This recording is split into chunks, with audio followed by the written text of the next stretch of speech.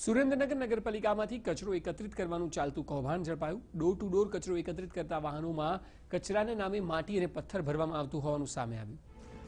કચરો એકત્રિત કરવા નગરપાલિકામાં કોન્ટ્રાક્ટરોને વજન આધારિત કોન્ટ્રાક્ટ આપવામાં આવ્યો, ત્યારે કચરાના વાહનોમાં માટી અને પથ્થર ભરી વધુ વજન દર્શાવી ખોટી ગેરરીતિ ચાલતી હોવાનો ખુલાસો થયો। એટલું જ નહીં, ખમીસણા માર્ગ પર આવેલા ડમ્પિંગ સાઇટ પર વજન કાંટો પણ ખરાબ હોવાનું સામે આવ્યું, જેને કારણે ગાડીમાં ઓછા કચરા સામે પણ વજન વધુ દેખાતું હતું। મહત્વનું છે કે પાલિકા તંત્ર કોન્ટ્રાક્ટરને વર્ષ દરમિયાન 1,46,00,000 ચૂકવે છે, તેમજ ડોર ટુ ડોર કચરો ઉપાડવા માટે 1,80,00,000।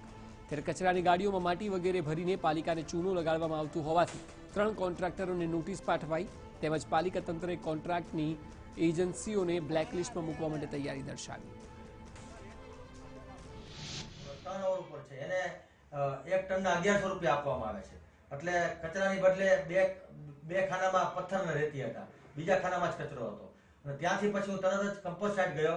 કમ્પોસ્ટ સાઇટે 2 ટ્રેક્ટરને પકડ્યા, તેમાં બિલ્ડિંગ મટીરિયલ, માટી અને એવું બધું હતું, તે પણ પકડ્યા। અને પછી કચરા પેટી પણ ત્યાં ખાલી જતી હતી, તે પણ એવી 2 પેટી પકડી અને ખૂબ જ ગેરરીતિ ચાલતી હતી, તે મેં 1 જ કલાકની અંદર આ મેં પકડ્યું છે।